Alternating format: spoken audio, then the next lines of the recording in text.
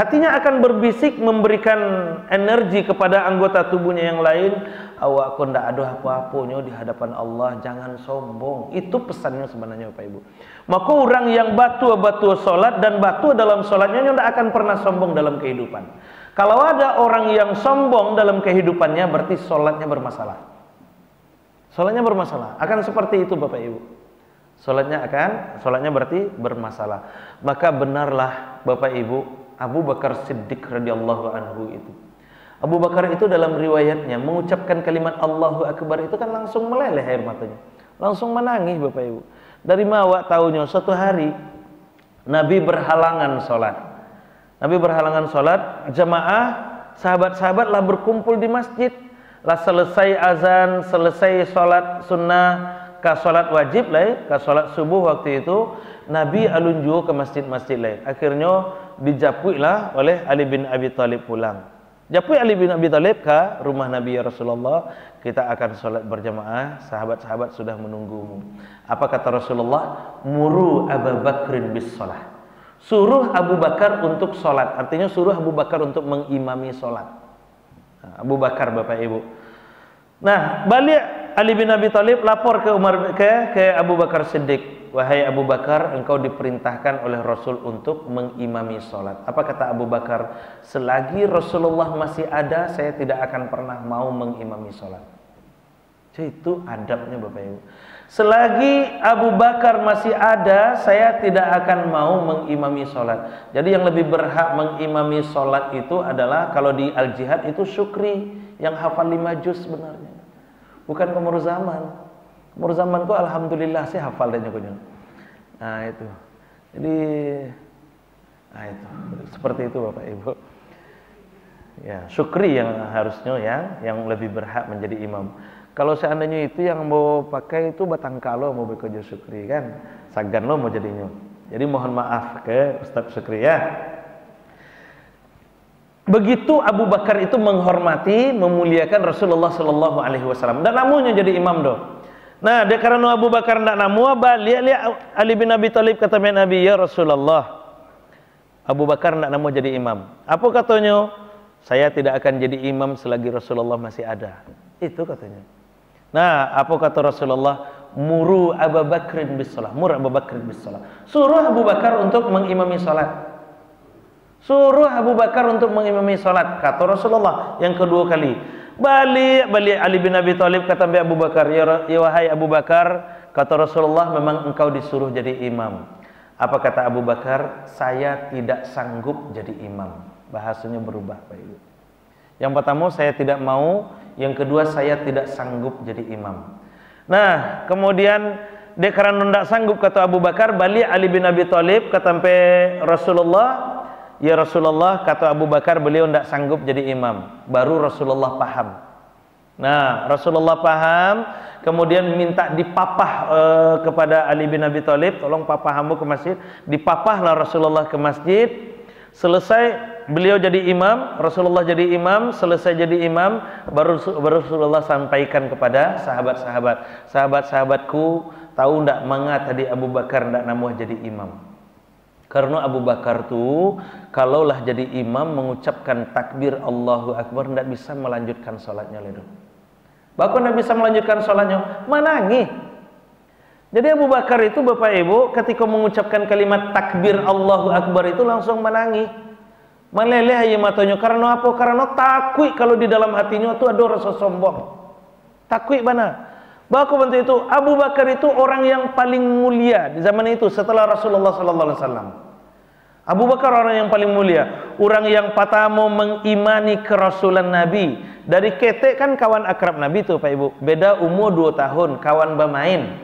Kama-kama bermain bersama-sama. Beda umur 2 tahun. Ketika Muhammad diutus jadi Rasul Sallallahu Alaihi Wasallam, diutus menjadi Nabi, Abu Bakar orang yang pertama. Makanya dia disebut Sabiqunal Awwalun. Orang yang pertama masuk Islam. Terjadi Isra Mi'raj di saat yang lain-lain bahkan murtad, di saat yang lain-lain menghina mencaci Nabi, bahkan mengatakan Nabi gila dengan menceritakan berjalan dari Masjidil Haram ke Masjidil Aqsa, dari Masjidil Aqsa ke Sidratul Muntaha, balik ke Masjidil Haram dalam waktu yang lebih kurang 2/3 malam, sepertiga malam. Dalam waktu yang lebih kurang sepertiga malam saja di Kecaan Gilo Nabi Muhammad waktu itu, lalu dilaporkan benteng terakhirnya kan Abu Bakar, Bapak Ibu. Dengan gadang hatinya yang si abu-abu ini, ada Abu Lahab, Abu Jahal, pai ketampe Abu Bakar Siddiq. Abu Bakar Siddiq, sahabat engkau menceritakan iko. Muhammad menceritakan itu. Iyo, kata Abu Bakar, kalau seandainya Muhammad yang bercerita dan nyokeceannya di balik Jabal Kubaisko ada tentara berkuda yang akan menyerbu kita dan itu tidak terjadi, saya tetap percaya Muhammad. Itu Bapak Ibu. Seandainya Muhammad mengecean di balik Jabal Kubaisko ada tentara berkuda dan ternyata itu tidak terjadi, saya tetap percaya Muhammad. Itu imannya Abu Bakar, Bapak Ibu. Maka kecek Rasulullah, kalaulah seandainya ditimbang iman Abu Bakar dengan iman seluruh umat manusia, maka akan lebih berat imannya Abu Bakar. Luar biasa mulianya orang ini. Jadi itu di saat Isra Mi'raj, hijrah Nabi, beliaulah satu-satunya sahabat yang menemani dalam hijrah Nabi. Bahkan berani menyumbek lubang Jabal Kubais itu, Jabal Sur, berani menyumbek Jabal Sur yang jaleh-jaleh ada hewan berbisa yang siap untuk mematuk Nabi. Nyumbek jo kaki Abu Bakar tuh, dan kaki Abu Bakar lah yang dipatuk. Artinya apa? Beliau relakan jiwanya untuk menyelamatkan dalam artian apa? Supaya orang yang mulia Nabi Muhammad ini tidak terbangun dari tidurnya. Cuy itu bana. Tidak dijagoan Bapak Ibu. Kalau awak kawan-kawan datang ulah misalnya, kawan awak sedang lalu, apa yang awak lakukan? Pasti menjagoan kawan kan? Abu Bakar tidak dijagoan Nabi Muhammad doh. Disumbek lubang tu jo kaki beliau, biarlah kaki yang mau terpantak asalkan tidur Nabi tidak terganggu. Betapa mulianya orang ini. Asalkan tidur Nabi tidak terganggu. Di Madinah juga seperti itu. Menjadi mertua Nabi, menjadi sahabat Nabi, menghabiskan hartanya untuk perjuangan dakwah Nabi. Bahkan saking mulianya, Rasulullah yang memesan kuburan Abu Bakar itu dikuburkan di samping Nabi. Kan di Raudhah, di samping Raudhah itu kan ada ampek kuburan, Pak Ibu. Ada ampek kuburan kan? Yang cek kuburan Nabi, kemudian di sebelahnya kuburan Abu Bakar Siddiq, di sebelahnya kuburan Umar bin Khattab, di sebelahnya lagi masih kosong sekarang. Kuburan Nabi itu di tempat tidur beliau. Jadi di tempat tidur beliau langsung gali di bawahnya, di situ Nabi ditanamnya. Kuburan Abu Bakar itu pesanan Nabi itu Bapak Ibu. Itu pesanan Nabi. Jadi Abu Bakar nanti tolong dikuburkan di samping saya. Yang kuburan satu lagi itu sejatinya kuburan untuk Ummu Aisyah, istri Nabi, anak kandung dari Abu Bakar Siddiq ini. Tapi setelah Abu Bakar meninggal, Islam dipimpin oleh Khalifah Umar bin Khattab. Nah, di saat Umar bin Khattab menjadi khalifah dan akhir-akhir hayat beliau minta kepada Ummu Aisyah, wahai Ummu Aisyah, mohon izinkan saya berkubur di samping dua sahabat saya yang mulia ini, di kuburan yang sejatinya untuk Ummu Aisyah. Kita bukan ingin merendahkan Umar bin Khattab. Umar bin Khattab itu juga sangat mulia. Nah, tapi kita ingin menunjukkan betapa mulianya posisi Abu Bakar Siddiq di samping sahabat Rasulullah sallallahu alaihi wasallam, dan dia juga sudah dijamin masuk surga. Betapa mulianya orang ini, tapi dia tidak pernah sombong. Inyo baru mengucapkan kalimat Allahu Akbar langsung menangis karena takwiknya sombong. Karena takwik di hatinya ada sombong. Kalau awak mengucapkan Allahu Akbar, Bapak Ibu, kadang-kadang masih ada juga yang tersenyum-senyum segala macam kan. Jadi Bapak Ibu, artinya apa? Kalimat Allahu Akbar itu menuntun kita untuk tidak sombong. Maka sekali lagi, orang yang sholat, yang benar-benar sholat dan benar dalam sholatnya, kalimat pertama yang dia ucapkan adalah Allahu Akbar. Maka sikap utama yang harus ia buang sesungguhnya adalah sifat sombong ini. Maka orang yang sholat tidak akan pernah sombong. Itu saja barangkali Bapak Ibu. Sebelum diakhiri, ada pertanyaan atau tidak? Iya Pak. Iya Pak. Iya. Ada tempo? Oh gitu. Bagaimana lafaz Allahu Akbar itu? Ya Ibu, dia kan satu kata. Dua kata na'at man'ut Allahu Akbaru kalimatnya. Dan dia merupakan satu kesatuan. Ia merupakan satu kesatuan, Allahu Akbar, dan tidak ada tempo di sana. Kalau dibaca seolah-olah ada tempo, kayak ada saktah nanti Pak, kita khawatirkan. Kayak ada saktah. Kalau ada saktah nanti tentu akan mengurangi nilai dia. Itu satu. Tapi yang paling sering terjadi bukan di Allahu-nya Pak. Allahu Akbar di barnya itu. Di ro-nya itu. Ro yang berbaris dhammah ketika akan disukunkan. Kan disukunkan itu Bapak Ibu. Ro yang baris dhammah kalau disukunkan maka getarannya hanya 2. Tidak lebih dari 2. Akbar R-nya itu kalau lebih dari 2 dia, kan ada tuh Allahu Akbar. Kalau lebih dari 2 maka terindikasi di situ ada tasdid. Allahu Akbar. Terindikasi di situ ada tasdid. Nah, kalau di situ ada tasdid maka artinya akan berubah nanti Pak. Artinya akan berubah. Ber itu artinya tambur, tambur yang awak gandang tuh Pak. Itu kata almarhum Mas Nal Zajuli dulu yang mau simak dari penjelasan beliau. Kalau awak lebihkan dari 2 getaran ro yang disukunkan itu, maka terindikasi ada tasdid, maknanya akan berbeda. Artinya tambur. Rabana Pak, rabana. Jadi kalau Allahu Akbar, Allah itu rebana. Nah, itu artinya.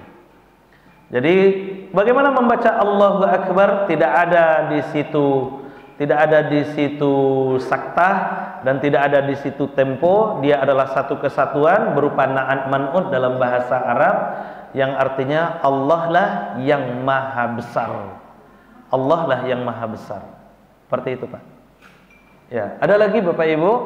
Iya Pak. Ini mungkin seperti yang Pak kata tadi. Iya. Ya. Iya. Dan sebagai melihat ini yang terjadi di antara kita bahkan mungkin saling di antara keluarga, karena seperti hadis yang pernah saya baca, karena bahaya sombong luar biasa. Berapa besar ilmunya, amalnya. Kalau saya ada sombong setitik saja, maka dalam hadis saya dengarkan maka nafsi qalbi La ta'khul jannah. la yadkhul jannah. Iya. Bayangkan setitik saja kita ada sombong maka kita masuk surga. Mana bisa? Iya. Hadisnya sahih. Iya. Jadi cuman orang baik tahu ini sombong ini seperti apa Ustaz? Karena kesombongan ini kan orang mengkasih saya punya harta, saya punya amalan, ini sombong padahal sombong ini sebenarnya artinya sombong itu bahasa rusak, bahasa benar. Iya. Ini terjadi banyak, gitu kan? Merendahkan orang dan menolak kebenaran, itu sebenarnya sombong. Iya. Dan itu banyak terjadi tadi Ustaz. Iya. Iya. Sudah dijawab semuanya. Iya, akhirnya Ustaz, banyak warga yang tidak tahu sebenarnya sombongnya apa. Iya. Iya, baik. Bapak Ibu, sombong itu apa? Sombong itu menolak kebenaran. Menolak kebenaran, merendahkan manusia. Nah, menolak kebenaran dan merendahkan manusia. Sebenarnya sudah terjawab dari apa ya yang beliau sampaikan itu. Jadi kalau seandainya Bapak Ibu, kan itu kan awak yang punya tuh, yang punya hati kan awak, yang bisa menilai kan awak tuh Bapak Ibu, yang bisa menilai awak. Apa yang disebut di Ustadz Koko? Nah, itu bahaya tuh. Apa tuh bentuk itu? Nah, itu bahaya tuh. Itu merendahkan orang lain. Pokoknya kalau ada itu terbersit di dalam hati kita, ada hadis sahih tidak akan masuk surga orang yang di dalam hatinya ada sedikit saja min kibriyat itu. Terbersit ada rasa sombong. Kenapa Bapak Ibu? Iblis itu dikeluarkan dari surga. Kenapa? Karena itu. Ini adalah penyakit yang sangat berbahaya. Iblis dikeluarkan sudah beribuan tahun di dalam surga, tahu-tahu karena mengucapkan ana khairum minhu, Ana khairum minhu, khalaqtani min nar wa khalaqtahu min turab wa khalaqtahu min tin. Aku lebih mulia daripada dia. Engkau ciptakan aku dari api, lalu engkau ciptakan dia dari tanah. Api lebih mulia daripada tanah. Itu kata iblis. Maka saya tidak akan pernah mau sujud. Dia, iblis itu diusirnya itu karena sombongnya itu tadi.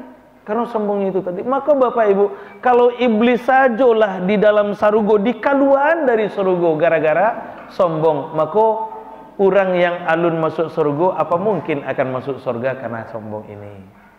Nah itu makanya Bapak Ibu, sekali lagi, ini yang 4 ini yang sangat sensitif ini, yang sangat sensitif, yang akan membuat orang menjadi sombong. Makanya kita berhati-hati dari yang 4 ini.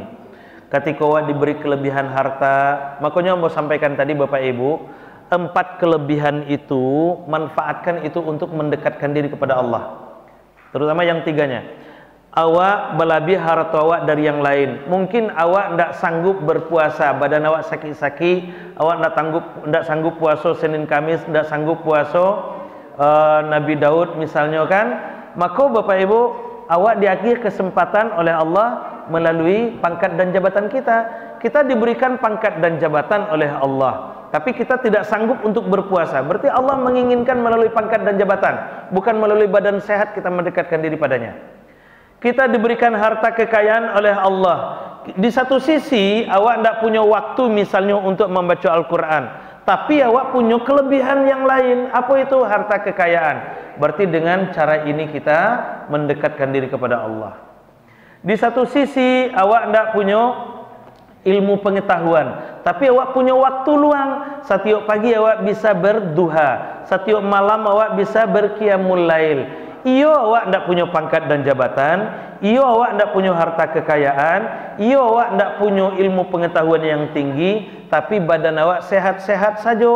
Maka Allah menginginkan kita mendekatkan diri dengan badan yang sehat itu. Mungkin dengan bentuk berpuasa, mungkin dengan bentuk bangun malam, berqiyamul lail, atau mungkin dengan memanfaatkan waktu senggang pagi kita untuk berduha. Maka sekali lagi berhati-hatilah dengan yang 4 ini, karena inilah yang akan menjerumuskan kita, dan orang yang sombong tidak akan masuk surga, kata Rasulullah sallallahu alaihi wasallam. Ya, sudah dijawab sebenarnya Bapak Ibu. Iya, Pak? Ya, oke Bapak Ibu. Ada lagi Bapak Ibu? Pas. Anak orang di padang gantiang Bapak Ibu main ke tengah sawah. Kalau jananglah menatiang, itu tandonyo baranti ceramah. Baik, kita cukupkan sampai di sini. Mohon maaf apabila ada kesalahan, dan terima kasih atas perhatiannya.